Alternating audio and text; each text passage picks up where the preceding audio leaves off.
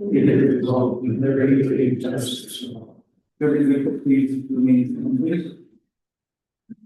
We'd like to call a moment of silence for Isabel Scott and George Argento and Yaron Go, whose lives so tragically taken in the fire last month.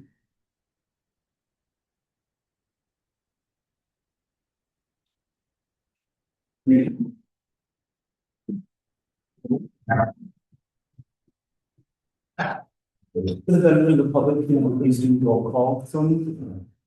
Yes. Councilperson Laura Burrell, Present. Councilman Tom Megarinos, Present. Councilman Quisday, Present. Councilman Frank Martilione, Present. Supervisor Don Pedroia. Okay, thank you everybody for being here. I don't know if you guys heard about the fire, in Newland, but I did speak to the family of George, and please send the thanks to everybody who helped out with, extinguishing the fire and taking about, so that. That it was planned for a celebration of life at the time, but it was in the council. The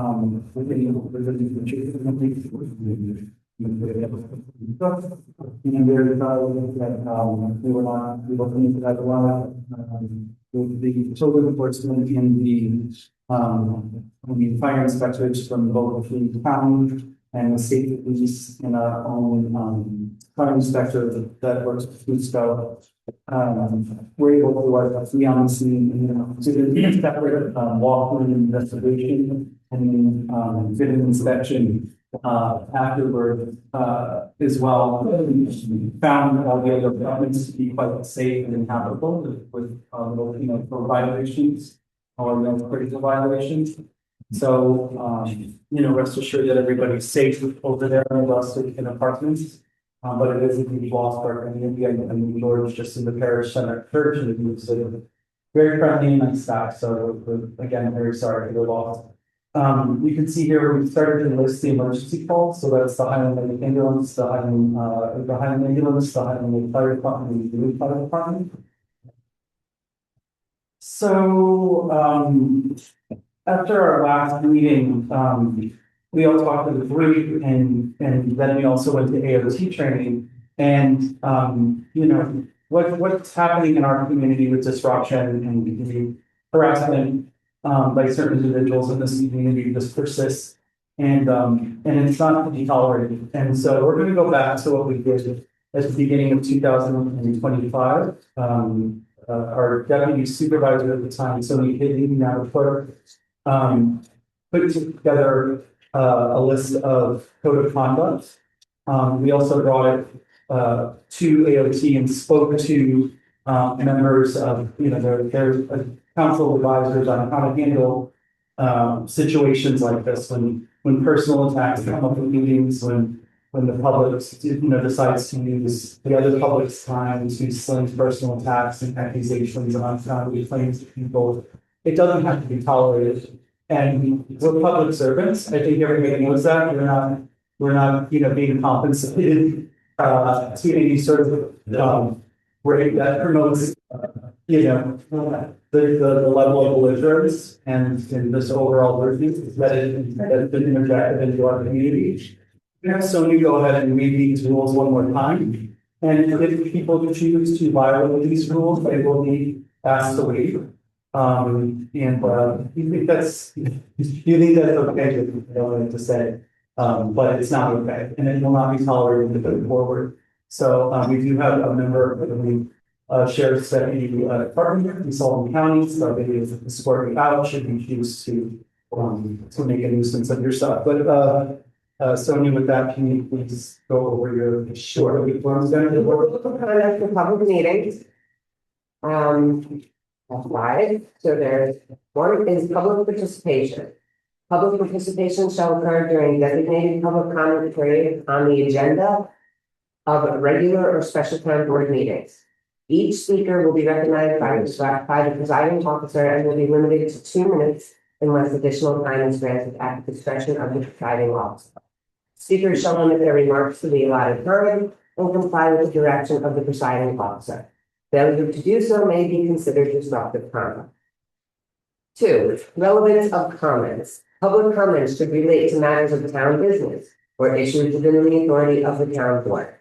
Comments shall be directed to the town board and not to individual members of the audience. The public comment period is intended for the town board to hear the views of the public and is not a question and answer session or dialogue. 3. Order and decorum. All participants shall conduct themselves in an orderly manner. Applause, shouting, personal attacks, or other conduct that disrupts the orderly conduct of the meeting are not permitted. 4. Meeting control. The supervisor or presiding officer shall maintain order and ensure that the meeting proceeds in accordance with these rules.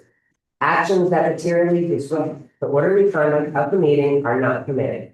Such actions may include interrupting speakers who have been recognized, speaking without recognition, creating excessive noise or disturbances, or refusing to comply with the direction of the presiding officer. Individuals who engage in disruptive behavior may be warned, and if behavior continues may be directed to leave the meeting. Members of the public may photograph, record, or broadcast open meetings, provided that such activity does not interfere with the orderly conduct of the meeting. 5. Enforcement. Town board members may make a motion requiring the presiding officer to enforce these rules. Individuals who engage in disruptive behavior or refuse to comply with the direction of the presiding officer may be warned, and if the behavior continues, may be directed to leave the meeting. Okay, so I'd like to make a motion for the 2026 board to adopt and continue to follow these rules of conduct at our meetings moving forward. Do I have a motion? A motion. Do I have a second? I'll second it. All in favor? Aye. All opposed? Any abstentions? So moved. I wanted to update everybody on the St. Patrick's Day parade. It's this Sunday at 1 o'clock. There's no pre-registration required. People are directed, the directions are on the flyers that you may see around town, post office, and around the grocery store and other businesses. But basically, you enter through the Eldred side of Airport Road and follow that all the way around if you plan on participating in the parade. People will line up from behind the firehouse and moving back towards Washington Lake. That's just to not disrupt the road block right there, and all the activity, children, pedestrians, etc. around Crossroads where it starts, and it will go to the Park Bar and back. There's reservations available for breakfast at the Park Bar and lunch and dinner at the Crossroads restaurant. We're really excited about it. The school just confirmed today that they're going to participate with all the championship teams, which we're really excited about.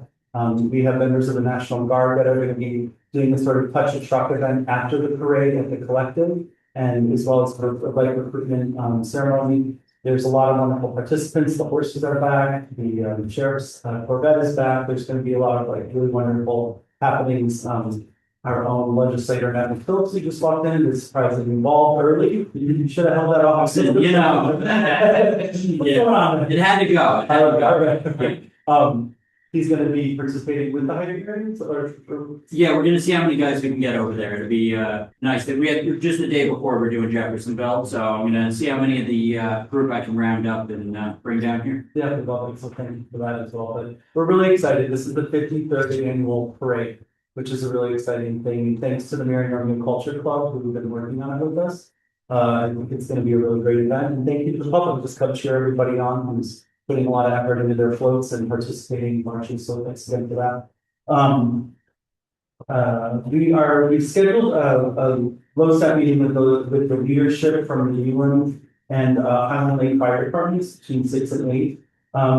The past couple of years of management of the LoSAP program has been it's been fraught with errors, and there's people who have been shut out of their benefits that are entitled to benefits. There's also been people who have been paid beyond the rate of how long they should have been paid by the administration of the program. And so we just need to do a general review. We have our actuary from UFIS who's going to be present, as well as our plan administrators, and then representatives from each of the fire departments. It's not a public forum, it will be a closed meeting, and it's, for the leadership, so we've invited the fire chief and the fire president, to those meetings. And that's all that will be admitted to those meetings.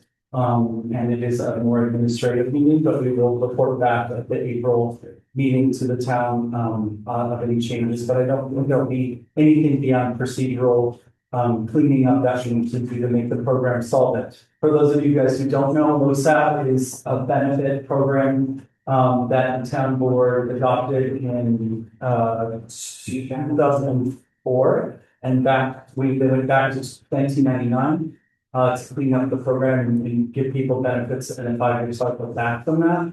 And it's basically a benefits package for time spent as a volunteer in emergency services. So our ambulance service has gone to almost fully paid at this point.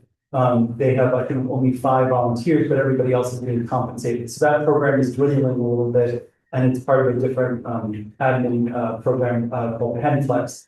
Both Highland Lake and Newland Fire Department use DFIS. So we're just trying to make the program solid. It's kind of it's a small way to say thank you to the people who have been volunteering, spending their time fighting fires. The benefits are, they're able to be extended to a beneficiary on death for a period of up to 10 years. So there's slight nuances to how we've been running our program, both within the departments and on behalf of the town, that you can cleaned up so that we ensure the program continues on with strength and prosperity.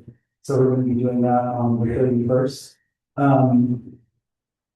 We also have been working on our comp plan, and we will provide an update at the April meeting. Basically, we've gone through all the survey questions, and I've identified some changes that we want to make with the help of the Sullivan County Planning Department. And we'll be presenting those changes to the board, and then we'll start to actually rewrite the codes, which is a very exciting time. If anybody, I know that there's been some questions about what the process is like. The last program that's in compliance, because the town board was not in compliance with the river management plan for quite some time. So we revert back to the 2012 document to be our springboard for our current plan. So we kind of they did an update, I believe, in 2019 to 2021 as part of river compliance. So we again we're reverting back to the 2012 plan. It is on the website. It's slightly varied. If you need help navigating that, the clerk has been able to send that out to other members of the public who requested it. And I also wanted to just give a brief report from the town board members who participated for the public sake and the New York Association of Towns training, which was in New York City from February 15th to the 17th. It was a really exciting session. I will go last if you start. All right, well, there will be there'll be more robust presentations by my colleagues that also came. We were together. It's quite an amazing event. It is a chance to see it. There are 933 towns in New York State, and it's pretty well represented across the state. And a lot of the things that are affecting us as a town are pretty similar to the things that are affecting towns across the entire state. The 2 areas that I focused on primarily were energy and cell phone coverage, because those are areas that affect us quite a lot. And there are a number of towns that are actually have built an energy infrastructure using solar. Some use wind and some use water, but really solar is more appropriate for us. That are increasing revenue to the town by selling power back to the grid. And more importantly, the towns have reduced their energy costs to a fraction of the cost of energy that they're spending. And so there are a number of contractors, there are a number of programs in New York State that can help us manage this. The first thing we want to do, of course, is an energy audit to see how much energy the town is consuming now so that we can right size the solution for it. So I think probably over the next months, we will be proposing that we do an energy audit just to see what amount of town energy the town is using. I think this is a great program for us to be able to engage in. And if the energy audit and the finances work out and it's not too disruptive, my sense is this will be something we would explore. The second thing, I was surprised at the number of towns in New York State that have very poor cell phone coverage. I thought it was just us. And it's a profound problem for these towns because people are not moving into town because they can't get cell phone coverage, and families are moving out of towns because they can't get cell phone coverage. Businesses are not located in towns that don't have cell phone coverage. The way you bring it in, it seems, is getting easier. The barriers, the people that were on the panel, there was one panel where the people on the panel were trying to persuade the audience that all of the reasons were administrative, that there's just too much paperwork, and that may well be true, there's a lot of paperwork, but there are other reasons as well that we can consider. So for one, there are technological solutions. We could think about installing a cell phone tower on public land and then using telephone. It's called distributed antenna service to provide cell phone coverage across the town. There's different technical ways to do that. There was another group that was proposing using CB radio service. This is another thing that towns are doing in other parts of the US.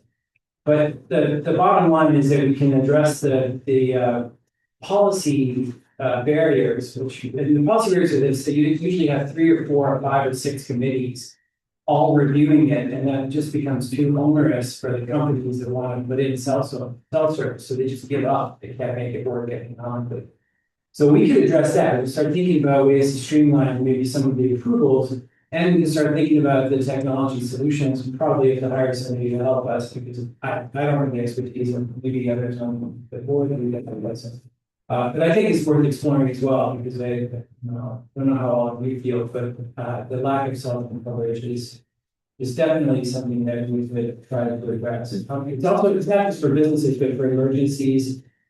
We heard stories at the meeting of people who hold their breath during the 30 to 40 minutes that their kids are driving through the town on the school bus if their children have medical needs because they worry that something might happen and they're not in the cell phone.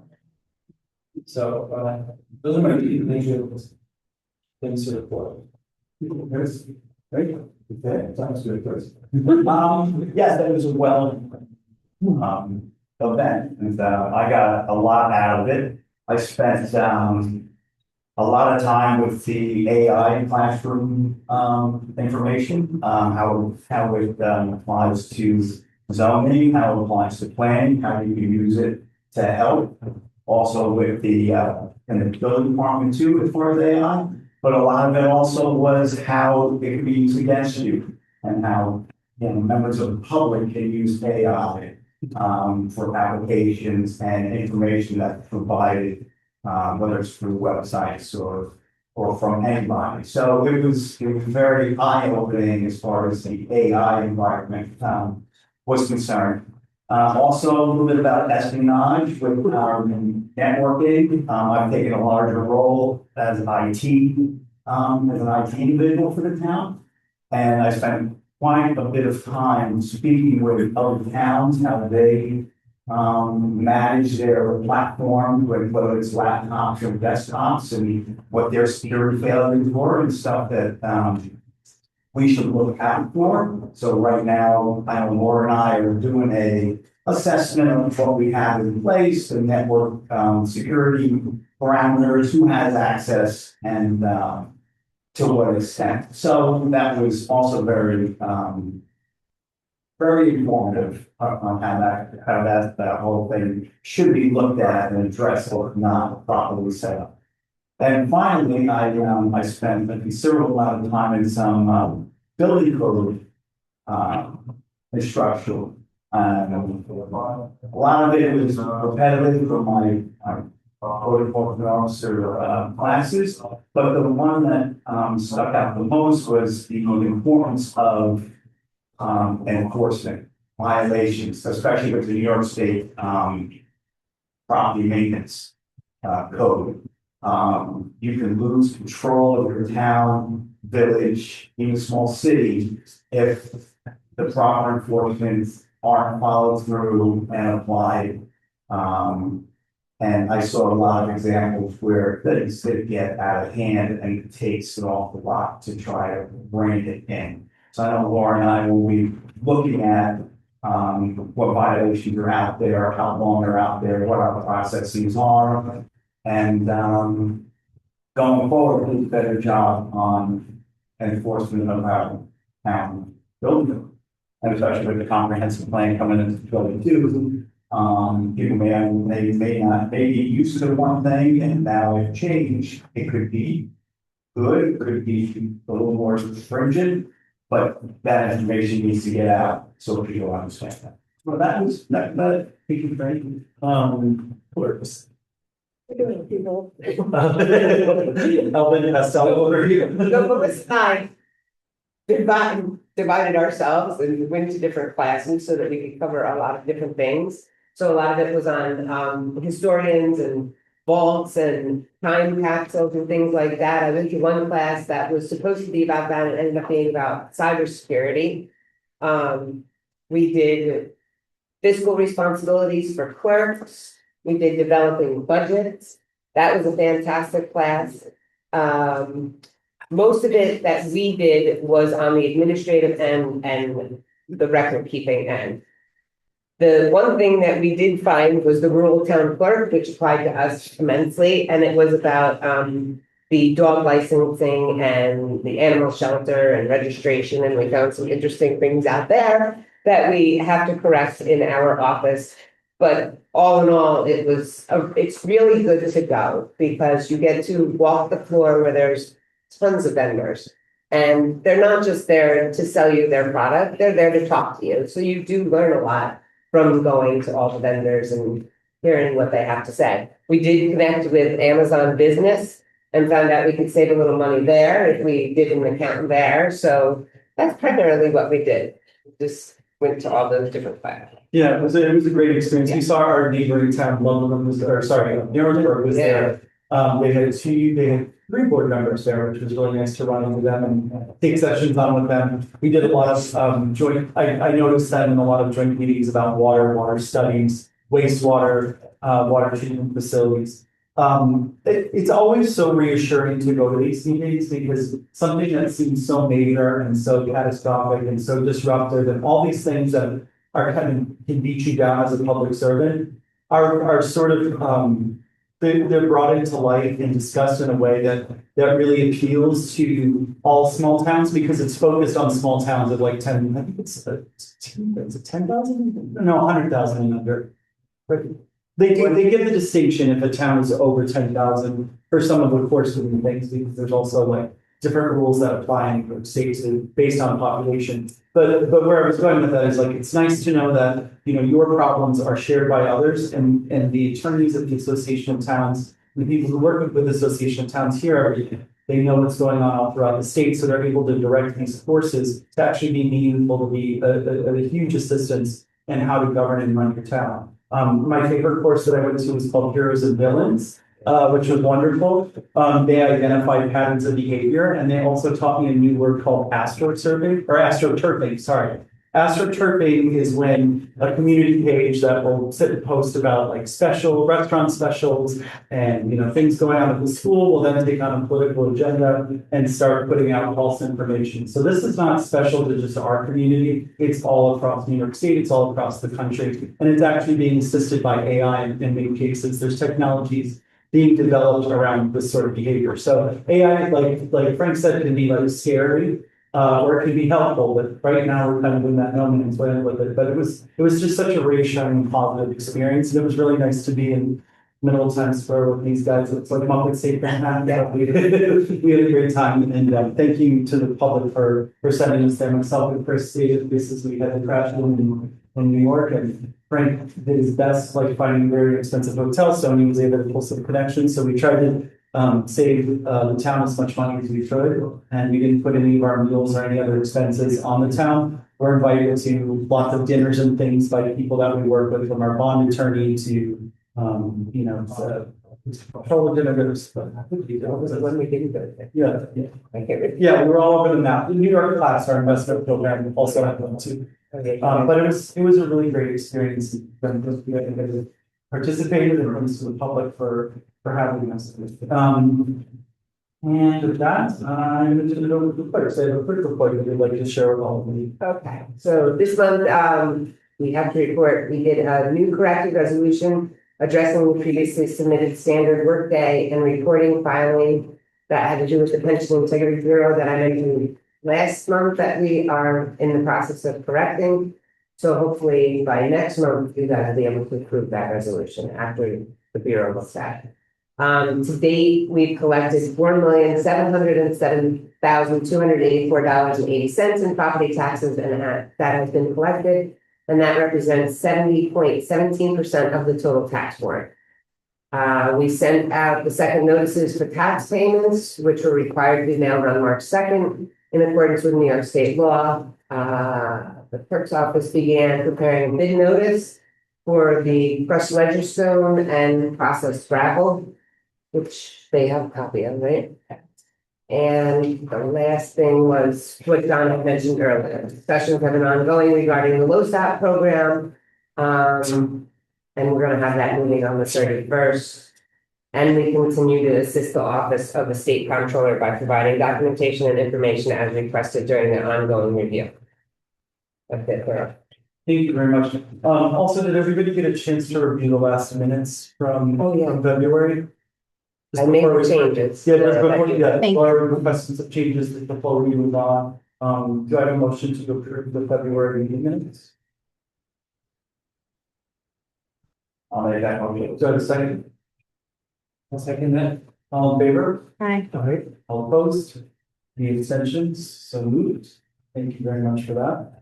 Did you want to touch base on the workers' comp, March 30th? Oh, sure, yeah.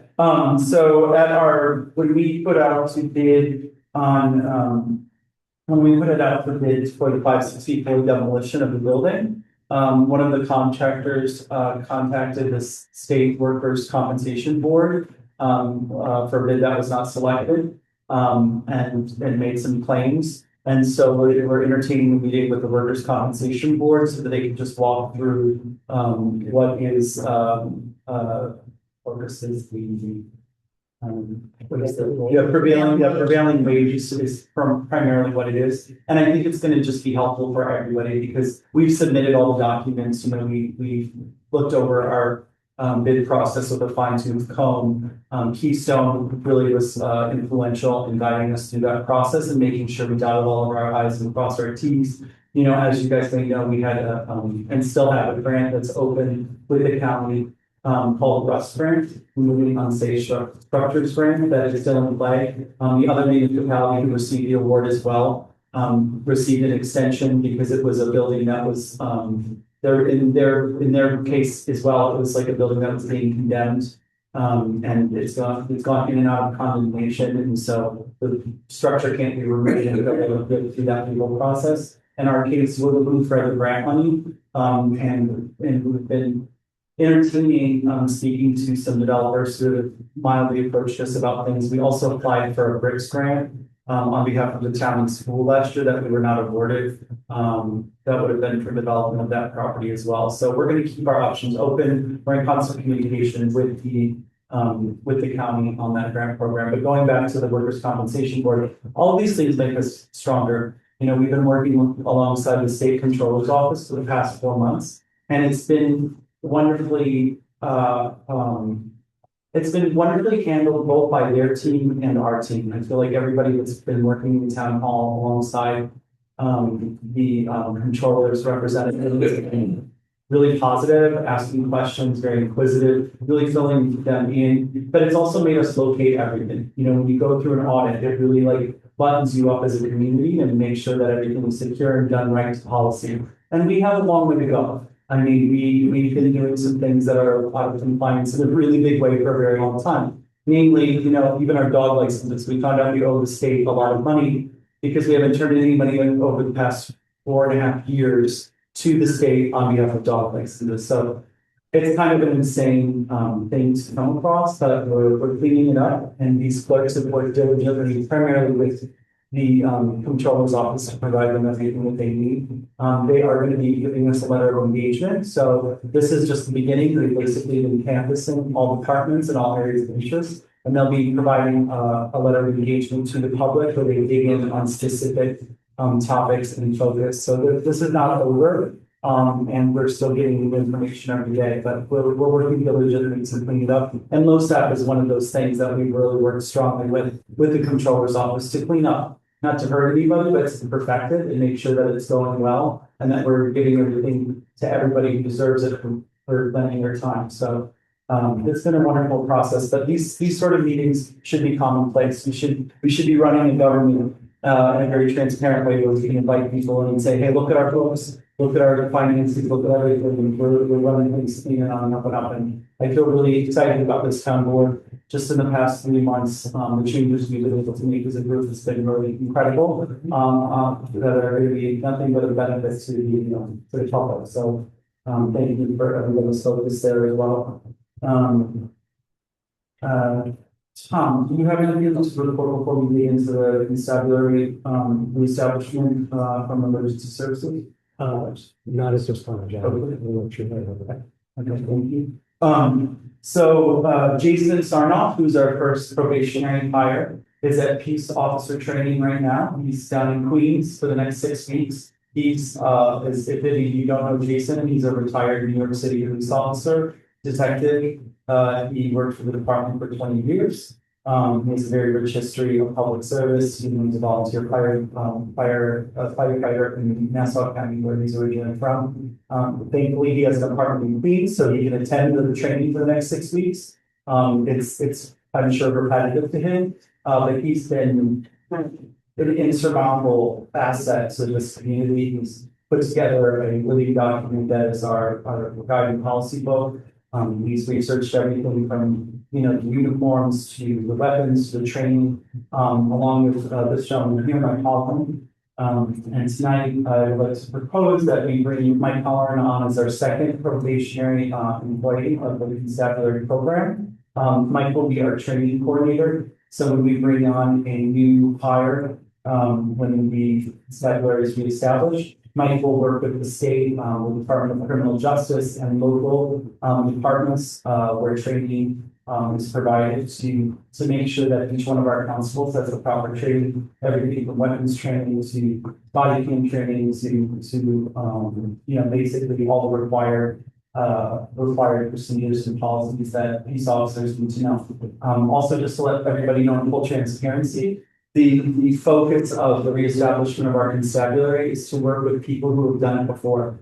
We are trying to work with people who are retired, county, state.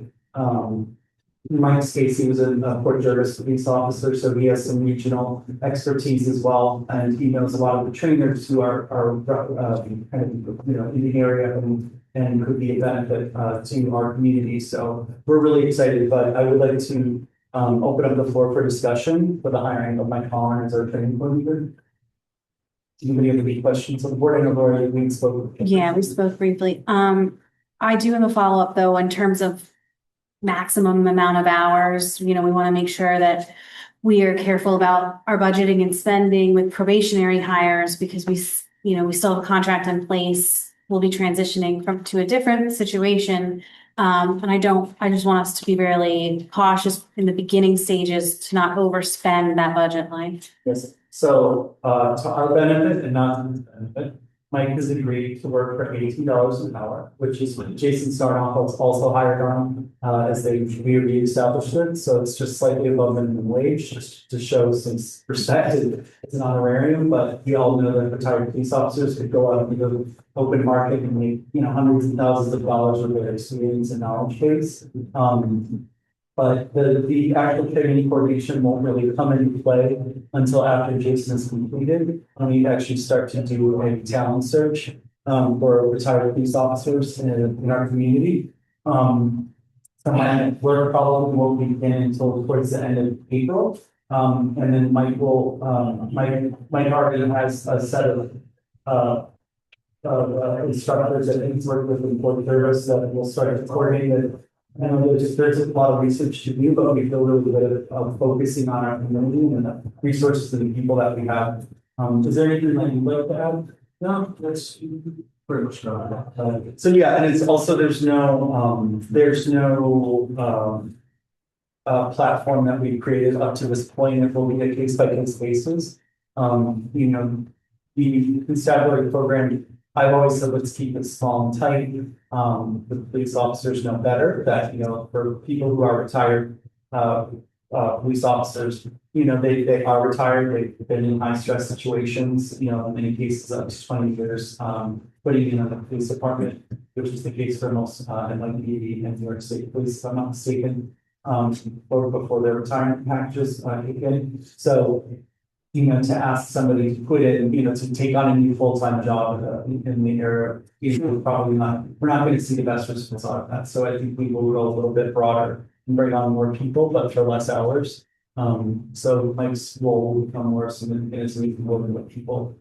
Are there any more questions from you? Yes, John, would you like to share with the public the patch? Oh, sure, yeah. The design of the patch? Yeah, so this is based on a new town seal that was created. And then Jason perfected it, so this is the new emblem that will go on our cars and on all of our uniforms to take on the eagle and the river mountains. We're really excited about that. Thank you. Are there any other questions about Mike?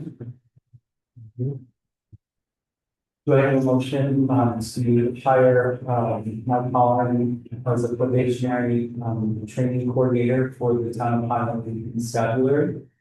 I will make that motion. Do I have a second? I'll second it. All in favor? Aye. All opposed? Any abstentions? So moved. Thank you, and we're really excited to be working with you. Thank you very much.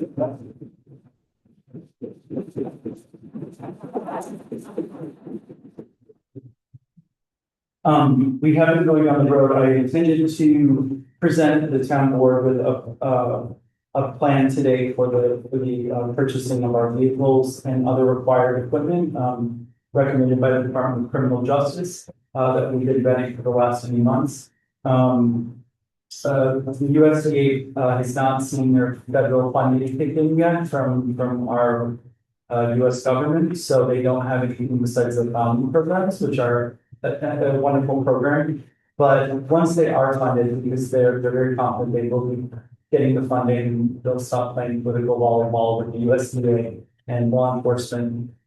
Their programs will kick in, and there's an allotted amount of grant money for the reestablishment of peace officer constabularies and small police departments in rural areas. That is part of the USDA program. Sullivan County has, I think, over $350,000 that was allotted to them, but all their funds have been kind of frozen at this point.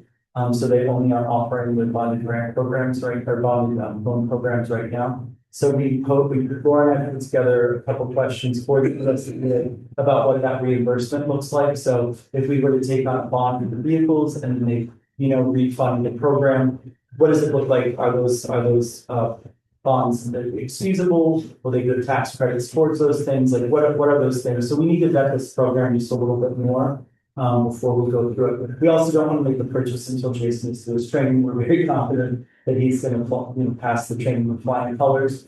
And we also need to get the courthouse and constabulary building up to snuff as well before we make those purchases as well. So we're going to continue to work with the USDA on funding this program and establishing things in the correct manner for the benefit of the public.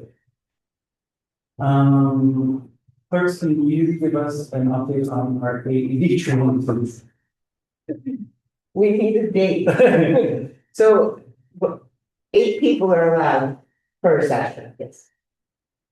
And the AED has to come up here, so we're working with Pete Carmichi, Scott Greenberger. I would like someone from the ladies that. Right. Their Florence, and then one of the other women that do cards at night. Someone who's regularly in this Yes. building Yes. and has a key Yes. to go through the training. But then we need to do the training. Yeah. So Have you reached all 8 people? Slots, I guess. I think we got like 7, we figured out 7 for the senior center up here.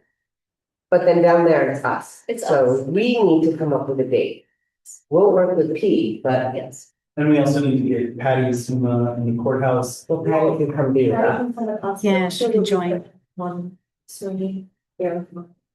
They've had training with the Yeah. ambulance service. and fire- Judge, Joe- Judge Sweeney, yeah. Joe's gonna do it with us. Yes, Jill from. Milan. How's that? The highway department is, Jimmy Torpedo, so Yeah. Oh, okay. Oh, all right, so then that makes the eighth. And then Erica would like to do it because of the meetings. Planning and zoning. Yes, and then, Mary said that if someone would like, she said she would do it if Okay. we would like her to. Is that something you want to accomplish this month? March? We I have to think talk to Chris. With the seniors, they're back. Back with March 17th. That's the problem. We didn't want to bombard Yeah. the St. Patrick's Day party. I'm presuming you guys are gonna have with the AED training that it's not a really optimistic way to spend very well. So we're gonna wait. So for- April, you think would be better? Yeah, Yeah. and then for us, I think maybe an evening is better. Great. So if we just maybe wanna throw out a couple of dates, Chris, is it easier for you to do? Like a Monday, if you're here for. Mondays are out to me, I still teach them and So then if you come for the workshop, is it like a Wednesday better? Would anybody be opposed to doing it at the workshop? Maybe we come an hour before at 6 o'clock between them? That would work for me. That would work. Why don't we do that before the next workshop at 6 p.m.? Which is the seventh, April seventh. We go 7. That's it. So that'll be the town training. That we have to invite Erica, Yeah, Mary. yeah, we got. Can we start at 6 p.m.? Yeah. For that? Yeah, Okay. yeah, that's, yeah, 6 p.m. on 7. Yeah, I would say 5:30. 5:30. Yeah. Is that what for everybody? Laura, you're in the middle of things. Okay with that? Okay. I'll make it work. Okay, thank you very much. 5:30, we'll start. Yes. Pushing it, but we can do. Okay. Excellent. Mr. Christie, can you give us an update on the Sullivan Access project as well as the Sure, as you all know, the project started with the desire to increase access to health services for the people that live in our community, and of course, also the neighboring community. We started it at the beginning with the idea that this would be done in partnership with us, with our neighbors, with you, that we wouldn't be imposing a system on top of the community, but we would be building this together. And so that every step of the way, we've asked for and have been given very generous input by all of you, which I deeply appreciate and I think is going to make the project better. And so, in fact, it turns out to be something that was a bit of a hidden benefit, because you may know that the Trump administration has released a $50 billion rural health transformation initiative through the Center for Medicare and Medicaid Medicare Services. It's intended to be given out to all 50 states. It's given out over 5 years. New York State just got $212 million for the initiative. I spoke to the administrators of the initiative, and we're not ready to get money from them. It's going to take a lot more calls and a lot more proposals. So this was just sort of early, but the one thing I'll tell you is that they were very impressed and a little surprised that we were one of the only initiatives that has this level of community partnership and engagement. They were remarking about that on the call. And that's one of the key requests in this initiative, is that anything that communities do is being done from the ground up rather than from a hospital system out. So I just want to communicate that, and we did this on our own. We did it because that's what I think we can't build a successful initiative unless we do it together. But we got a really nice acknowledgement from the Department of Health for this Rural Health Transformation Initiative money. To that goal, my team has come up with a group of potential names for the facility. We have a name. Right now, it's just the facility. And so they have created a QR code, which we're going to put up on the website. There are 5 names. There's a place to write in a name, no dirty words, please. Some of the names I think are really great. They've got a lot of potential. Some I'm very skeptical about. To be clear, we're not doing this as a vote. We're not going to choose the name that gets the most votes. What I really want to do is find out if there's any name that we are absolutely not going to take. If there's something that drives you mental, that you don't think should be the right name for it, then you should let us know and try to avoid that particular name. But we will take advice. There's some really very strong candidates in there. We'll post it on the website, on the town hall website. I have the QR code for anyone to get it before they leave. But that's the goal of that. The second thing is that the renovation of the facility is proceeding. We think it's gonna look very good. The paint is starting to go on the walls, the doors are out. My guess is it will probably be ready for, ready to have things move in within the next 6-7 weeks, I think. It's moving very quickly. And we'll invite you all into the facility again before we do anything, because as I said, this is us, this is our project. We intend to invite artists to come in and to decorate the walls. We've talked with some of the artists already, there's some eagerness to do that, just so that we can have it really feel like a place that we are very proud of. Thank you, Chris. Yeah, I've been checking in on the renovations and, everything's really going very well. We've been working with the, raising meetings with New York State to make sure that, expenses are approved before we go into them to make Laura's post-project life, easier. We ordered the fluorescent lights, so those are on the way. The LED lights are. Wait, what? Yeah, right. No, sorry. Yeah, No, the LED lights will be delivered next Wednesday, by the, so things are really going well, at the facility. Laura, I wanted to propose something, and this is gonna be a motion, but I just wanted to say it out loud, just to force your life, compliance with the loan programs and reporting to be easier. That I would like to make a motion that we release the second part of funds to the contractor according to the payment schedule, only in exchange for the receipts of everything that's been purchased up to this point, organized and in correctly ordered. So as a motive. I'll agree to that, and I will make that motion. I found it. For anybody who doesn't know this process of the SAM grant, it is so complex. You get crap beat out of you, by the ways and means to make sure that they get it everything. Then they send it to a bond council. The bond council discusses your project, and then you get your application. So there's no, it feels very risky, but the ways and means guys extra hard on you so that you make sure that your project fits every requirement and guidelines. You don't just keep down the road spending money.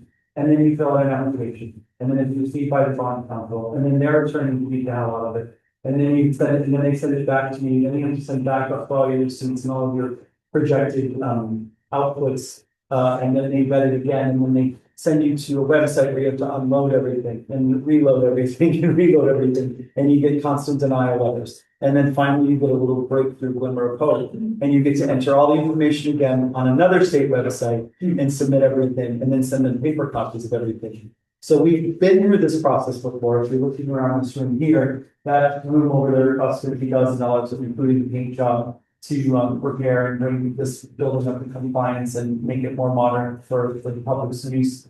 And Laura and I have been successful at we were funded. We received the money through the online state payment program in January. So we received the $50,000 reimbursement, and we had little to no expenses to kick back, which was really exciting. Yeah, less than It was one $100. deal that they kicked back, that we were able to recoup those funds from the county, so it's great. Yeah. So thank you to Laura for this. I can't even stress to you guys how much work she's been doing on behalf of these grants. It's exciting to go out and get them. Sometimes it's challenging, but the work that goes into it afterwards is really, really taxing. So thank you again for everything you're working on. John, one more thing. Yeah. In regards to the medical center, the exam room cabinets. The Yes. information that I brought forth at the workshop meeting was incorrect.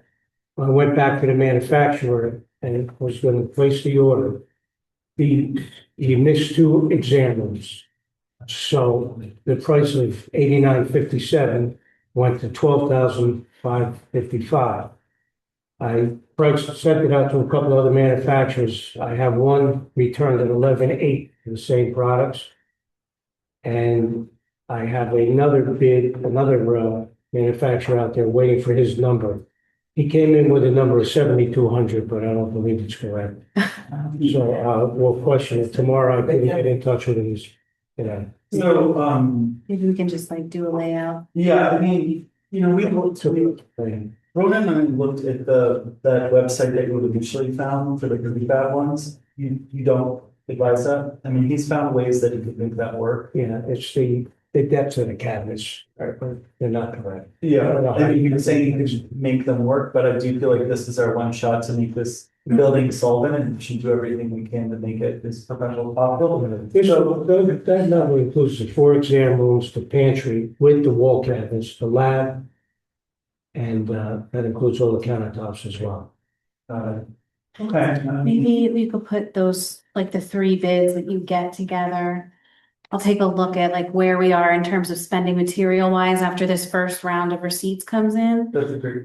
Because there might be some wiggle room, but not going with the 13,000 at the top. And something's fishy with the 7,000, so we'll find something in the middle there. I'm still waiting. That's I just want to go back just for some housekeeping and I'd like to make a motion to release the second payment to our contractor in exchange for the receipts of everything purchased up to this point. Do I have a motion? I'll make that one. Dora made the motion. Yeah, I did. Do I have a second? Second, All in favor? Aye. All opposed? Any abstentions? So moved. So you're comfortable, so you're gonna do some more research and send it around to everybody? yeah, I mean, we should do that. we'll have to move pretty quickly on Yeah. this, because they are custom made and there is a lead time. They're here, 6 weeks, maybe. Pushing. Joe Barnes, you're up. And I saw that we released payment of the list. We tried to meet, that's exciting. We have it here still, right? Yeah, it's still here. Okay, great. Yeah. So in the past month, the trucks have been out on the road doing snow and ice removal 11 times. We've received the last of our saw for the year. The new snowplow finally came in the other day, that was ordered in October. The 2017 Chevy Silverado pickup, the front end repairs and all the repairs that Healy told us needed to be done, were done. Been watching and maintaining the vehicles and the portable truck lifts that was purchased 2 years ago has had its annual lift inspection. How'd it go? Good. Okay, Great. It used a lot. yeah, How is the new diesel diagnostic laptop situation? How's it working now? Working very, very good. Is that what kind of enabled you guys to make some of the repairs yourself that we've gotten from? Yes. Healy before? Yeah, yeah, and actually, one of the items that Healy had on the estimate with the diesel laptop computer, it did not need to be done. Very So it's working out well. I mean, you don't use it every day, but when you need it, you have it. Saved a lot of money. Yeah, and not only that, it's not only a diesel diagnostic tool, it's also a laptop. You can order your parts right off of that. So, I love everything in this world has a sales component. I don't know if you guys have noticed, but when you're watching TV and you pause something, how there's advertisements in the pause, you're like, how is this happening? But it's happening. But, well, Joe, thank you. Is there anything like that? I am in search of a double drum roller with asphalt blacktopping. Yeah. It's, it's in there, I'm still working on that, looking on that. And to put the bid out for, the stone. Sand, stone, So we'll be posting the bid notice, tomorrow and we'll put it in the papers as well. yep, It's, great. and, let's see.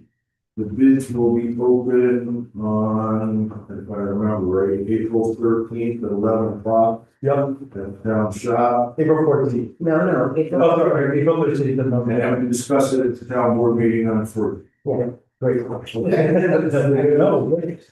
Good, okay, perfect. Thank you, Joe. Hey, thank you for all your hard work during the snow season. This What you've given us. beat us all up. Yeah. There's a lot of potholes out there, I know it, waiting for the blacktop plants to open. with much snow and weather we've had, the roads have taken. You guys did a great job. Thank you. Also, I see a member of the public here. We have been doing some research on the Dublin Road speed limit and the deferred. I spoke to somebody, so the resolution is done. They explained to me that it takes at least 4 to 6 months.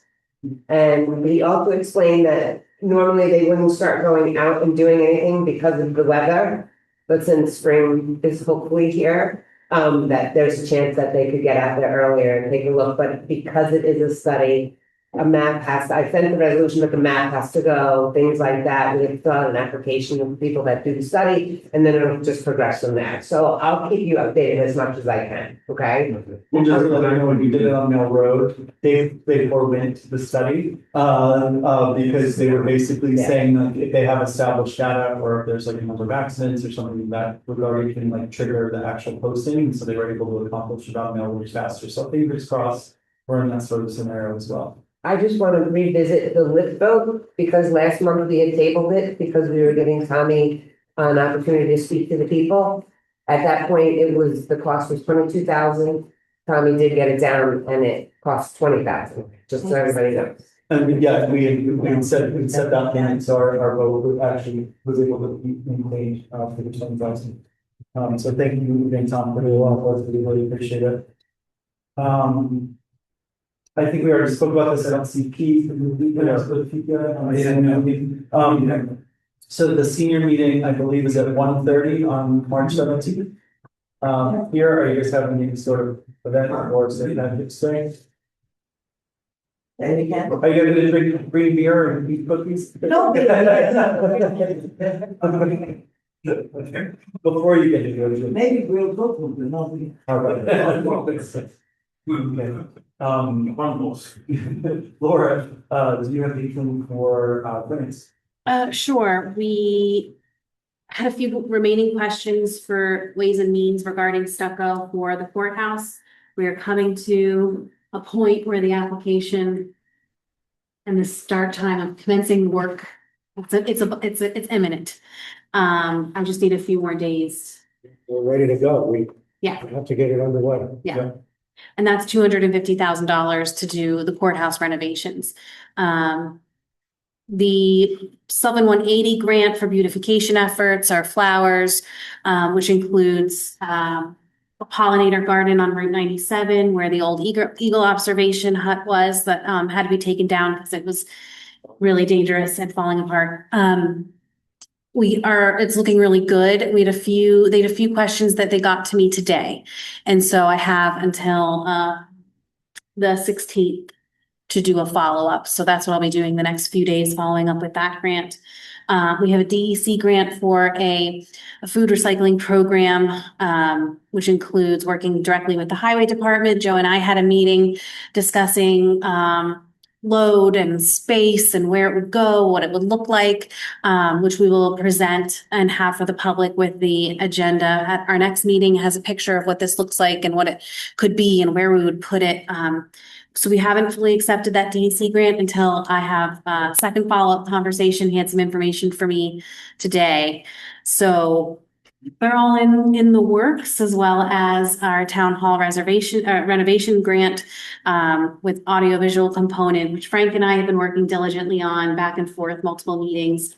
We're getting closer to a signature needed by you, supervisor, so that we can start the labor in the speaker system in the room, as well as the video component, a rack to hold all the equipment, and very exciting to move beyond this, pocket camera audio situation and have a better integrated system, and hopefully so that our audience can hear better and our Zoomers can hear better. That's moving forward. And we are also working on looking into the cabinetry and kitchen area in town hall. That's been ordered. Did you order it? Okay. Yes. We're under Public construction. transparency, we have a $5,000 limit on our credit card, so we've been working with all these vendors in our credit card world that we live in right now. It's very hard to say, hey, you guys take a check over there at IKEA, which they don't. So we tried to order it in 3 sections. We worked with all the specialists, Frank and I put in countless ridiculous hours perfecting the design website and make sure that we're not moving out of any pieces that make that kitchen solvent. We're really excited if you guys have been in that kitchen or remember it, the area that had the 2 stoves and the huge hood and all the things like that we're reducing the kitchen footprint to that general area. We removed the hood. And the other space that was where the table was and an excessive amount of cabinets that hosted an excessive amount of animal excrement have been removed. And that room will be transformed into a conference room and workspace and storage space, which we feel like will be made for a more efficient and expedient town hall.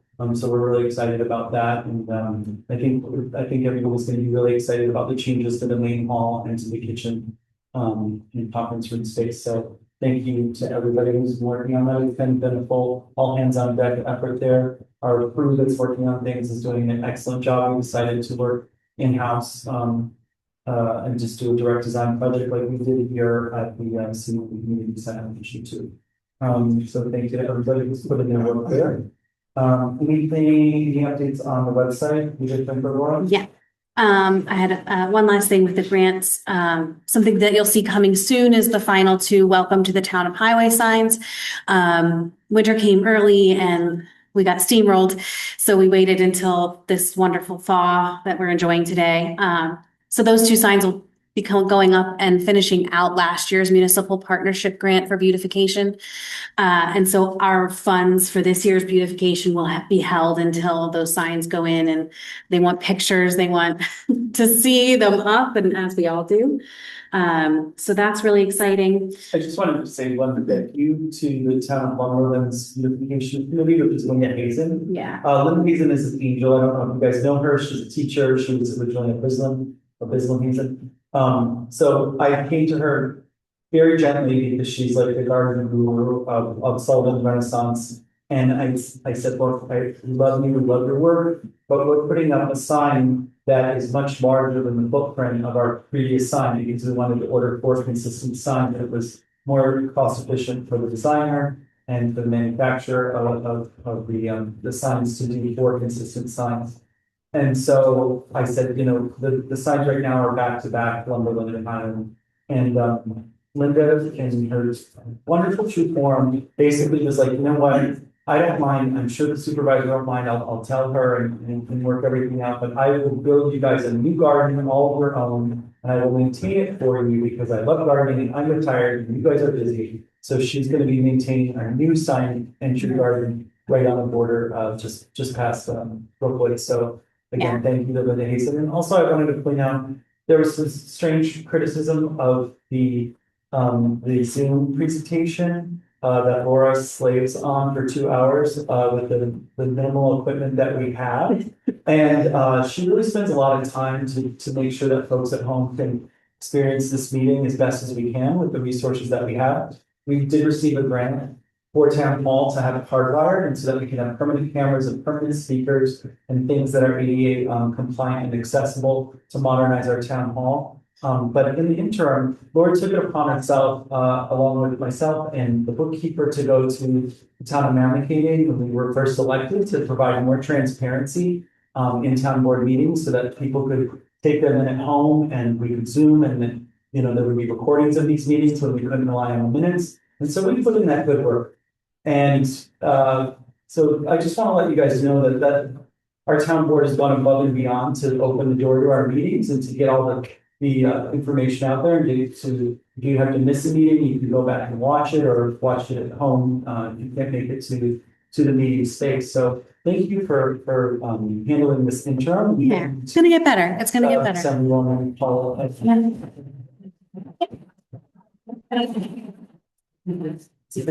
Well, following up on that, we have further improvements coming to our website. We're going to comply with state mandates and move from .com, townofhighlandny.com to .gov.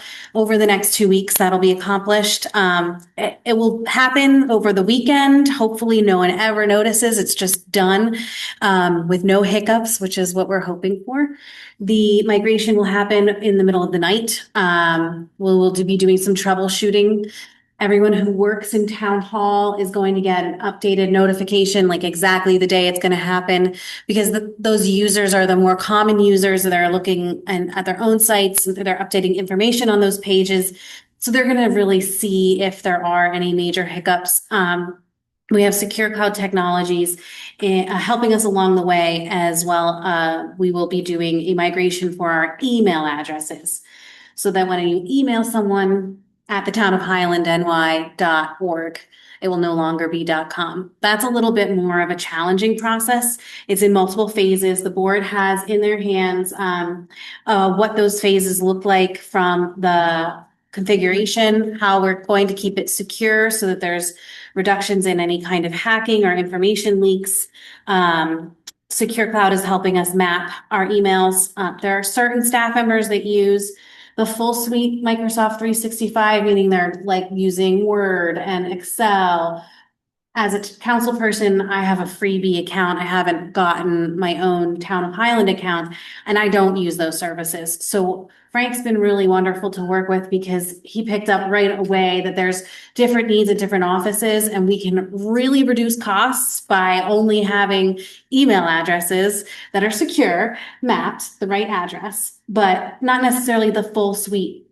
So we're going to be not only migrating and complying with state mandates, but we're also going to be able to reduce our costs from month to month for what we need in our day-to-day staff and what we need for our boards who are largely volunteer or elected. Do you want to tag on anything regarding your conversation with the audiovisual or Secure Cloud or? Well, Super Cloud been great. I think the .gov transition, I think when we had that meeting that everybody was on the same page and we should have a great, that should be a great plan. I think that's the excellent.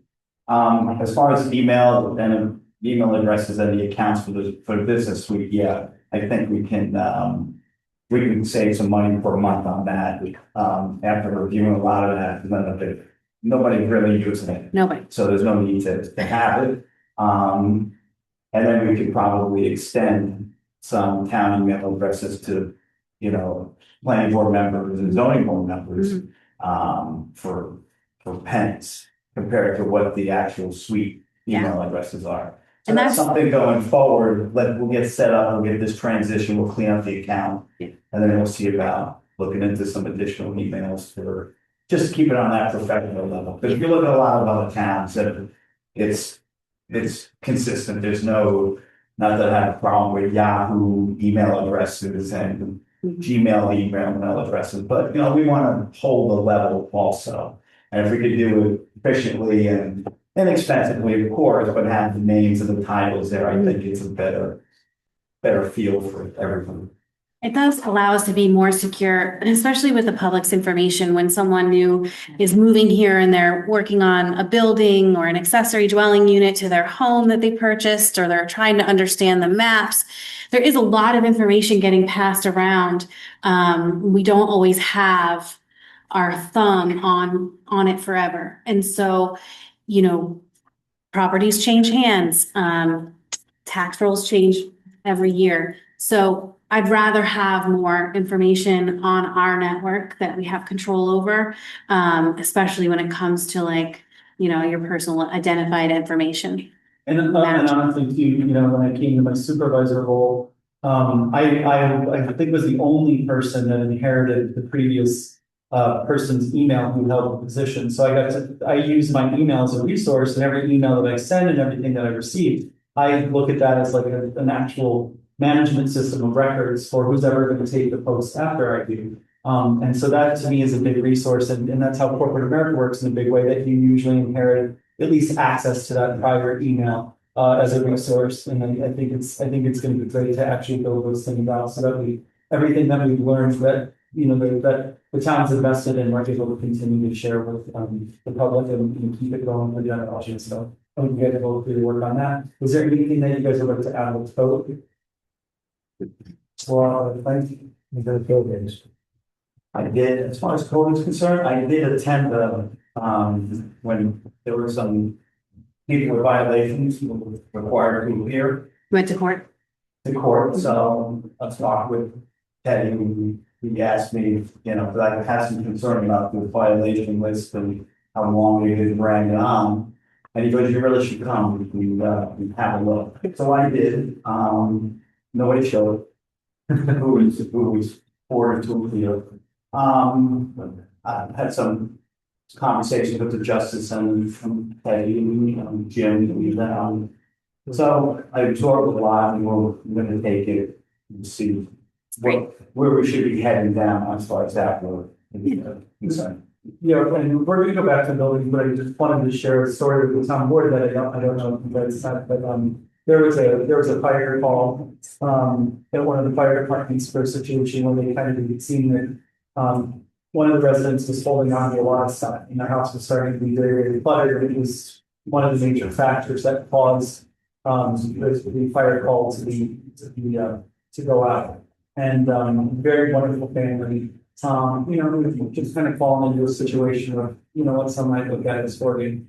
And the family came to me after our code enforcement Teddy, who's a resident of the town of Highland, visited him, and they thanked us for the kindness that they extended to this family, for treating, them with respect and dignity, but while still offering suggestions for how to create a safe space. And it actually forced their family to have kind of a summit for the kids to go pick up all the stuff that they left in their parents' house. And it was a really wonderful moment, and it literally almost brought me to tears because, you think of these people being villains, or they kind of come in and, make you feel bad and assess fines and things, but this is where our, smart hiring, local hiring, people that have a stake in our community were able to really change somebody's life, and it was a really wonderful thing to hear. And if you guys haven't met Ted Meyer, he's such an amazing guy, and he's also works part-time, he has his own home inspection business. And so he's just a really great person. And if you guys have questions, him and Mary are there. Erica Schneider is also being onboarded into the code office. She's our current planning and zoning board secretary as well. She's doing a fantastic job and works really well with Teddy. They've been able to keep people safe. They went out together to look at the Rustic Inn apartments after the fire, and they both had a really great relationship with the community as well. So we haven't gone to speak to them. They're working down their to-do list and they're doing a fantastic job. So kudos to them. Tom or Frampton, do you guys want to add anything in buildings? Frank, you want to discuss anything, the town hall project? Yeah, town hall project's going great. Tom and I and with John, we've been really having at it. Like every other renovation project you do, you think it's gonna be this, but it ends up being that. But not so much from a cost point of view, just some more time and effort and trying to figure it out. So we spent quite a bit of time in figuring out and planning. And the staff we have is great. We do, we're doing a good day, it's like clean. So yeah, we're moving forward. We just did a set of drawings on the cabinet layout, so there's no mistakes, the lighting layout, and brickwork, the material list, with no waste. And yeah. Well, by keeping it in-house, we're saving a ton of money. With the renovation itself, the materials, Frank has put a plan together to run all the Cat 5 or Cat 6 for lines, so we don't have to pay a company to do that. So we're actually gonna with the AV grant, we thought it would be good to put a proper set of audio speakers out in Hero Park. So when we have people singing and speaking, it sounds better. So we propose that, but also we're going to bury those and run those to a central location. We're also going to put a remote mic jack outside in the wall, so there's none of this one running wires from the windows and whatnot. So we're just thinking ahead while we have access to an open space. So, but we're trying to get everybody in on the same AV system. Town hall, outside, conference room, and it should be good. No doubt. I just want to commend this town board though in general. Thank you for sharing your skills with us, it's like our highway department as well, we're gonna serve, auto repair people working in town hall. Each one of these board members in the past 3 months, like, it's come together, and we feel like we're a skills-based board, and you guys have used your professional experience to contribute to the benefit of the town, so I can't thank each and every one of you enough for doing that. Because it is their professions, and they're not being paid extra for their work to go in and do these projects, so. We're a team. We're here for the town as well. Yeah. To show you how cost conscious we are, the scrap metal that's coming out of everywhere. I have a good connection, in Westchester, for scrap. And Tom and I, the staff puts the metal out by the dumpster, so instead of paying for volume in the dumpster, I actually put it in my truck because I commute every day. And I cash it in, and I have a slush fund going with some cash, and we just did it again tonight with the big truck, and we got the big hood in there. So I'll go tomorrow and see what we can get for that, and then we'll just get stuff like, emergency lights and wall plate covers, just some little stuff, just to offset the cost, but that's the level, and I say, you can handle it right there, he'll show up with throw it in 5 minutes in the truck, drive it over again and collect them. And there's it's on highway department, came and saved our maintenance staff and building engineer from being beheaded today because they took out the. Save us. People. Taller people. They did a wonderful job, Yeah. and nobody got too hurt except for Melissa and the process. Really? Okay, so, One more thing. yeah, sure. As far as buildings go, our building on 97, the Ulla Fire Department building, it needs some repair.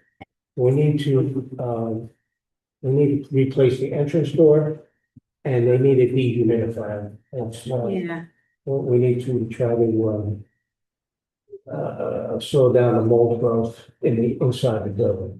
So I was able to negotiate a deal with them if the board can pass it. We will purchase the material, the door and all the materials necessary that's required to install the door with a new lock as well, and they will provide the labor. So I'd like to make a motion in the amount of $1,500 to cover the material and move forward with that. And once they get me the information as far as the dehumidifier, I'll bring that back and do it. I don't, if it's a purchase under 500, it'll be over 500. The dehumidifier, I'm not sure. If it's a purchase under 500, I Yeah. would trust you to vet it, but I do know that there's a huge moisture problem there, so. Yeah. But I'd like to second that motion. $1,500 Yeah. for repairs of the very low million fire station. That's for a entrance door and lock, the materials required to install. All in favor of spending $1,500 on the repair of the Bearsville to the fire station building? Aye. Any opposed? Any abstentions? So moved. All right, we need to pass a resolution to complete the year-end budget adjustments to the 2025 general budget. So I'm just gonna read through this quickly. The town of Highland Board at a duly held meeting on March 10, 2026, introduced the following resolution. Whereas adjustments are required to certain 2025 general fund appropriations in order to properly reconcile and close the 2025 fiscal year, and whereas these adjustments represent internal transfers between appropriations and do not increase the overall 2025 general budget. Now therefore be it resolved that the following budgetary adjustments be made to the 2025 general budget. From town assessors contractual $2.71. Line from the town clerk, A14.2, equipment, $250, A14.10.4, town clerk contractual, $4,224.51, A14.20.2, attorney litigation, $7,000, A14, 20.4, attorney contractual, $1,881.51. A 1610.4, buildings contractual, $9,722.86. A 1680.1, data processing personal services, the amount of $2,000. A 1680.2 data processing equipment, $1,554.01. A 3620.1 safety inspection, personal services, $6,337.30. A 188010, sorry, excuse me, .1 zoning board personal services, $1,111.40. Total $34,084.37 for the following appropriations. A 1355.1 town assessor personal services, $2.71. A 1410.1 town clerk personal services, $9,786.45. A 1420.1 attorney personal services, $13,292.50. A 1670.4 mailing and printing, the amount of $28.77. A 1680.4 data processing contractual, $3,525.24. A 3620.4 safety inspection contractual, $6,337.30. A 1880.20.1 planning board personal services, $1,111.40 for a total of $34,084.37. Be it further resolved that the supervisor and bookkeeper are authorized to record these adjustments in the town's accounting records to properly close the 2025 fiscal year. Do I have a motion? I'll make that motion. Do I have a second? I'll second. All in favor? Aye. All opposed? Any abstentions? So moved. And the town board, at a duly held meeting on February 10th, 2026, introduced the following resolution where the adjustments are required to certain 2025 highway fund appropriations in order to properly resolve the overall 2025 highway fund budget. Now therefore be it resolved that the following budgetary adjustments be made to the 2025 highway budget in the following appropriations. DA 5110.4 maintenance of streets contractual, $717.54. To the following appropriations, DA 9060.8 health insurance, $717.54. Be it further resolved that the supervisor and bookkeeper are authorized to record these adjustments in the town's accounting records to properly close the 2025 fiscal year. Do I have a motion? I'll make a motion. Do I have a second?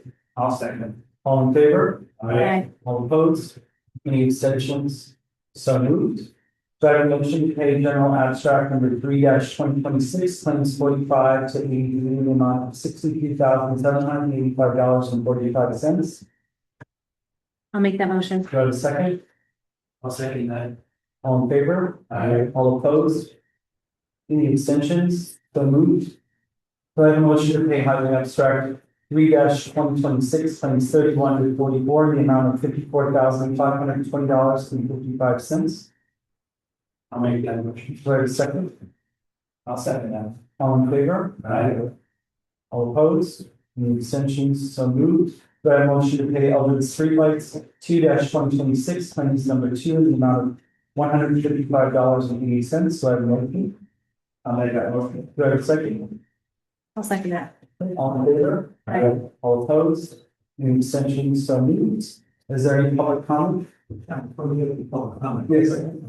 My story about the scrap reminded me of a nightmare I had to deal with, which could have been handled had the town just passed a resolution authorizing the sale of the scrap. Would you consider doing that? Yeah. Yes. And to the extent that space scrap is already sold, ratify those actions. Excellent. Okay, yes. Thank you, Java. No.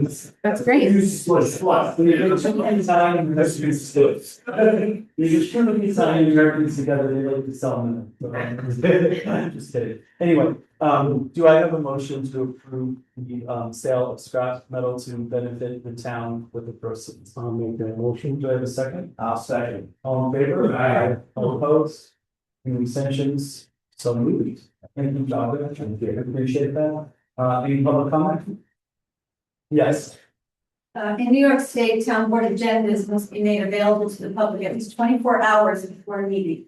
Any proposed resolutions, purchases, and policy documents scheduled for discussion must be accessible to the public prior to the board's vote. The supervisor has never complied with this requirement.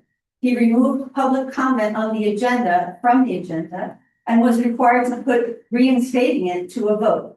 The board unanimously passed that motion.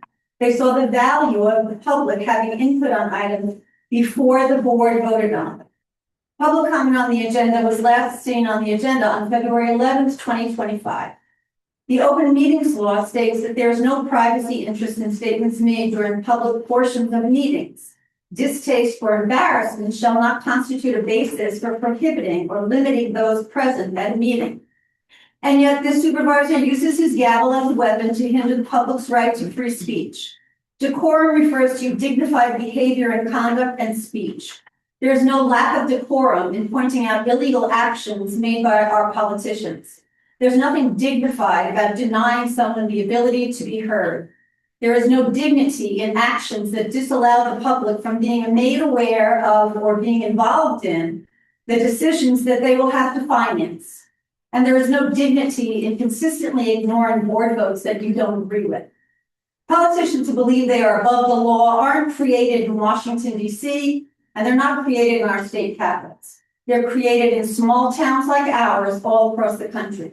And they are nurtured and empowered by everyone around them who is willing to turn a blind eye to their wrongdoing. Thank you. Thank you for your comment. Is there any other public comment? But no, I just wanted to get some clarity. I mean, you guys kind of don't go over it pretty quick, just clarity on the speed. On that one, just to give you guys some clarity on how long, like what the process is. The process is, we send the resolution, I call the county. The county now is going to get in touch with the people with the study. They're gonna send me an application. We have to fill that out.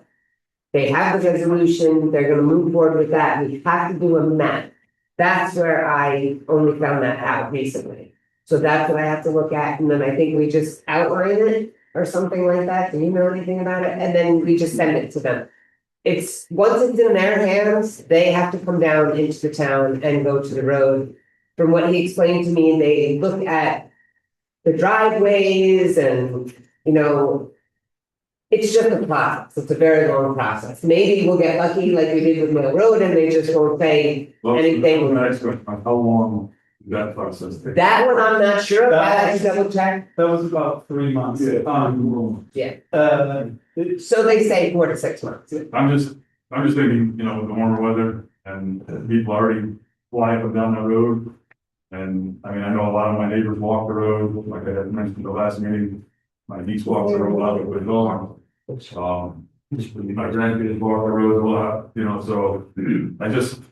As an interim solution, we can put our, we can talk to the sheriff and the dispatch about potentially putting the car over there to. Like I know when I spoke, I did speak to them after that last meeting. I know the next morning they were there, but he said they were parked like in my driveway. I thought they'd be a little less. That's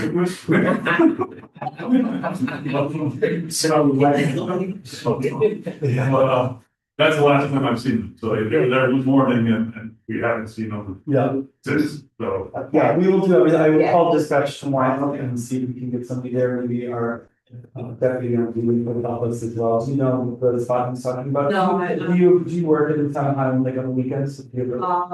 not usually, Okay. but I just want that to be. Well, thank you for being here today. We appreciate it. Thank you very much.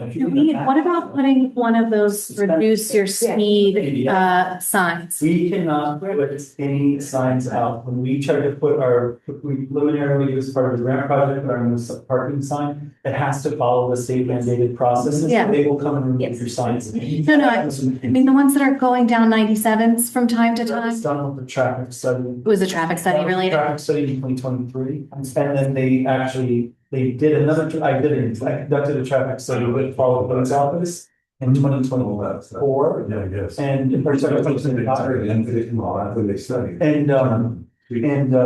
still haven't used my stuff and adjusted for that traffic study, which was speed bumps that were supposed to be installed. So we are, we're constantly in contact with them, and Joe's relationship with the county has been beneficial, so we know who to talk to directly with a lot of these things. We will definitely, their comments for you, try to make it as extremely as possible, especially during the season. And we will also put our new peace officers in that spot when they kind of, take hold. The suggested timeline at this point would probably see something in those quarter this year where we would have our own, consult search, And then just the other thing, I just, you spoke about it last meeting, I did do a little round of due diligence. I spoke with the dispute resolution, Santa Sullivan County, trying to, I just want this on record, so I don't want anything coming back on my family, so I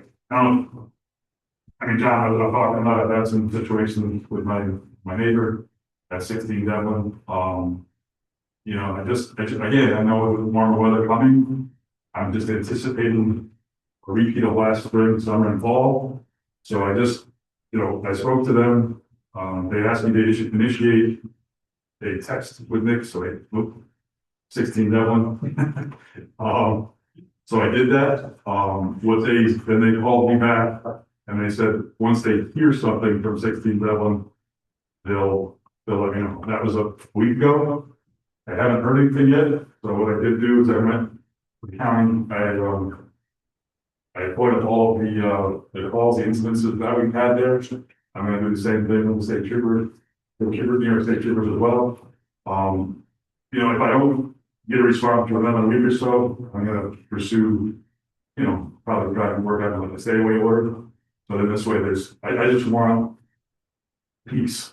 Understood. And just for the town's transparency as well, we've done everything we can do in terms of our code office, measuring decibel levels, as well as like interaction, you know, with all the disputes in town. I put myself in the middle of it, hoping that it would create civility with neighbors and said, you have a problem. If you have the inclination to text your neighbor something nasty about their dog, about their music, about anything, please just include me, because maybe you'll be a little bit more civil. And I've worked with a lot of the dog disputes that we've had, and it's brought a lot of peace. In this instance, we got to cease and desist, so we had to back away from it and let law enforcement and code enforcement do their job as much as possible. So we sympathize with you 100%. Nobody, moves to the woods or goes up and decides to stay here so that they can not live their peace. So I apologize, and we'll support any efforts that you have.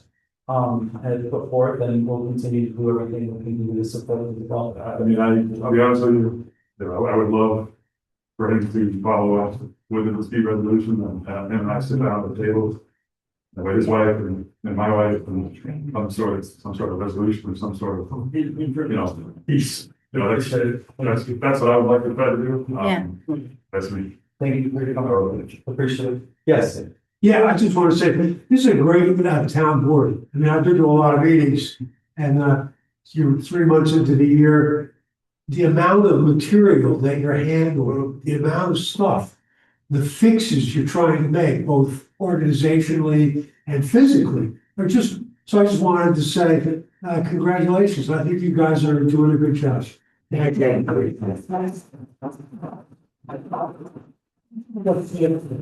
I think it's important also to tell people not to wear black tops and black pants at night, because I've almost hit a couple of people with like walkers and Yes, there's a man that rides a black bicycle.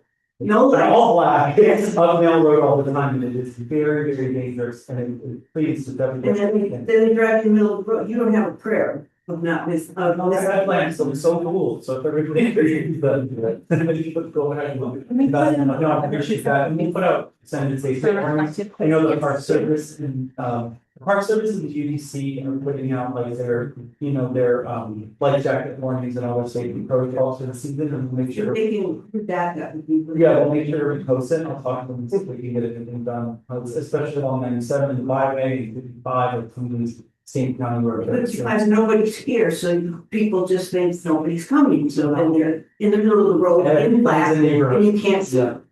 The last speed limit sign on 55 is just past the school. You don't see another one until you get all the way up to 17B. Now, I know everybody supposedly knows what the limit is, but It just seems that somewhere in that 8 mile stretch, There could be a a little reminder will make. So you want to go to application for another sign? Any other public comment? Yes, Jerry. Yeah, Mr. Public, I just want to support what Ms. Carney was saying, and I do have some concerns about getting into the details about this protocol, which was brought after what I deem to be appropriate public comments, but being used as a weapon, so I have major concerns about that. I also have a bit of a concern, not a concern, but a question, or someone else that Ms. Carney said with regard to the agenda. Was one of the things that you ran when you ran the first time. You said that Jeff's agenda was never available ahead of time. It's supposed to be available 2 weeks ahead of time. I've yet to see an agenda since you become supervisor. That's what you had said. So we worked with, I'll answer that question because we do have. My next one I want to. We have a protocol, that we've been working on as a town board. So what we're doing is we're posting the agendas, we're putting the agendas forward after the workshop meetings on our town website. We just got legal advice from our council that we're able to make changes up to the moment because as Glenn pointed out, we have so many moving parts with everything we do with town. So I try to make them as encompassing as possible so that when people are actually tuning into the meetings or they're at the meetings, you get the most information. What we've seen is there's a couple bad actors that are looking for these things so that they can prepare a lot of counter material. John, It's not as right to say things without your criticism. I think that's an appropriate finesse device. Thank you for your comment. Well, I'm not, my time is up. I have a question with regard to the abstract or the adjustment you did at the end of the year. There are a lot of numbers there, 34,000 in general fund and some on they all were positive numbers. If there's no impact on the budget, where did you take the appropriations from? If there was no impact on the budget, and you're adding all these line items. We're transferring them from one line item to another, so All I heard were positive numbers. So if there's unused funds, we're putting those monies in. Which makes sense, I just didn't hear that, all I heard, so I didn't hear where you were taking the money from, all I heard was what you were If you're adding. interested, you're more than welcome to Yeah. all those that you want to see them, or the clerks, if they have it available to them, they can provide you that Okay. information. Right, The resolution will be posted on the website too after tonight awesome. That with the meeting minutes. makes sense, just hold on. Yeah, and it's in preparation for the AFR submissions. I live in, yeah, I get it. Thank you for your comment, Joe. I just want to make sure I didn't mishear something, which is, I think it was item 4, you said something that it wasn't a question and answer session. And I understand, I think what you're trying to say, but is there not a point in the meeting where it's appropriate for an individual to ask a legitimate informational question? So we, it's a New York State policy, public comment is not guarantee or if there's no law against it, that is misinformation that's presented to the public. There's no laws for it. But what we do as a town board, and I think we've seen this over and over and over, we all post our phone numbers at all times. We host open office hours. So if the goal is to air your grievances in public, then we will always allow people to speak and get it out there, every public comment. What this board, I think, is focused on, and what I've seen this board do is go back and research things and make sure that we give the adequate and responsible answer to every question. We have, once a week, if not more, counsel with our attorney for the town so that we make sure that we answer all questions and actually know the answer and go back and research things. So you're not going to get that instant gratification of raising a lot of grievances with the town. We're going to all fight back and have this big long dialogue that doesn't really amount to actually. I ask questions just because I have legitimate. Not everybody is like you though, And Mr. if you President. discourage people from doing it in public, you encourage the keyboard warriors, okay? And they can sit and say whatever ridiculousness they want. If you make them come in public, you have to put yourself out there. You have to be willing to have all the people look at you and decide whether you're serious or ridiculous. And I think taking that away from people just because maybe you don't want to get a little grief one night. It's not a fact of getting grief. one another. It's the fact that somebody asking question A and question B being similar, and the gray area in between. And then if it's a code question, nobody up here is a code enforcement officer. Nobody up here has. You have. That's not what I'm saying. Or not. That's it. You can't do that. So the question and answer, if you want to dive deep into something, make yourself available as we all do and come and see us at the town hall. Actually, I think you made a good point, Joe. I think you will take this into consideration. It's a very good point. Thank you. It's a very good point. Yeah. Okay, it is now, what's 8:42? Yes. Yes. That's one quick. Yes. It's actually for Laura. I heard a lot of stuff about grants and stuff like that, so I'm a rec guy at heart. And John and I have this conversation. When you say, I'm sorry, a what guy? Recreation guy at heart. So like I worked in prison systems for a long time, ran rec programs. I would love to see, I've been here about a year. I would love to see this town have more stuff for the kids to do. So with that said, like I know they have like the Little League, I know they have like ASO. I don't see any new football program. I don't see any basketball program in the winter time. You know, would there be a way that the town could maybe, I know there's a lot of grant money out there. I mean, I was willing to donate my time to the town to assist with that. You know, I would just love to see that. And then my other question was like, this building in particular, like I don't see it utilized like all winter long. Like I drove by here and it's like a ghost town. Like I'm hearing from folks in towns, it's kind of like a sacred place, I guess. I don't know if that's the way to put it, but it would just be nice if I could get, you know, some clarity on what, you know, does the town own this building? Does the VFW own this building?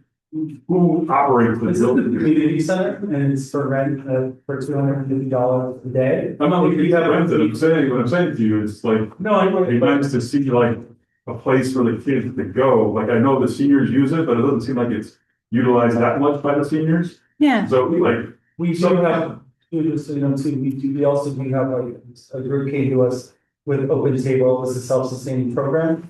They encourage families in public dialogue. They came to us, they're renting it for rent free to give a board of education and give programming that you like to, you know, present to the town, or it's something that you want to stand on, solely, provided that it's not interfering with another programming. You know, there's a monthly senior meeting, there's a monthly VFW meeting, there's monthly cards, there's monthly dominoes, weekly cards, weekly shuffleboard. Weekly shuffleboard. Yeah, so that's for the seniors though, right?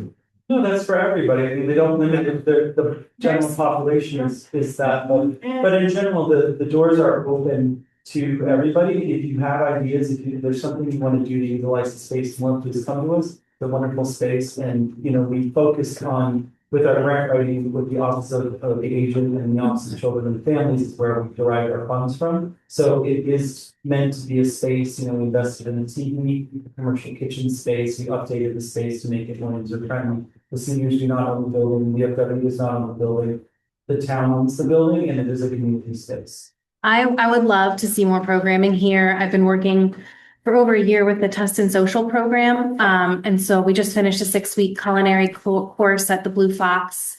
15 kids from public school, homeschooled, Homestead, Eldred to, it was really interesting to see that program start in its beta last year, or I guess 18 months ago, because I was really trying to wrap my head around how can we do after school programming that isn't competitive with the school, also provides transportation. And I really wanted to see what their nonprofit, model would look like.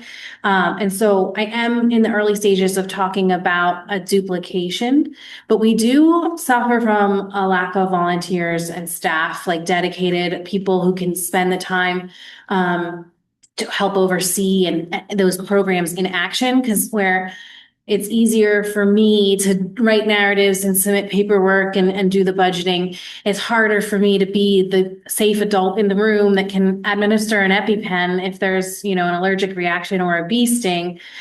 We need people from the community to help with these programs, and I would love to do them. We've done arts and crafts for grades 2 through 6 every Wednesday, and then a teen program every Thursday. But there are, moms and volunteers and dads and people who are program managers at an hourly rate to help make sure those programs run smoothly. And I think that's where sometimes we lack a little bit of connectivity. I know the county will be releasing their youth funding opportunity where we can apply for the next year. And programs would run from spring, summer, all the way through December 31st. And so we're very aligned. Like, I do want to see more. I want to offer more. There is a potential for a model we can kind of borrow from. I do just need some help. So, we kind of have summer covered with our awesome partnership with Koinonia, which allows for nature camp. And there's extremely diverse families that were involved in that at a low cost or no cost, which is super exciting. Summer camp? Yeah, with like archery and fishing, like real, classic stuff.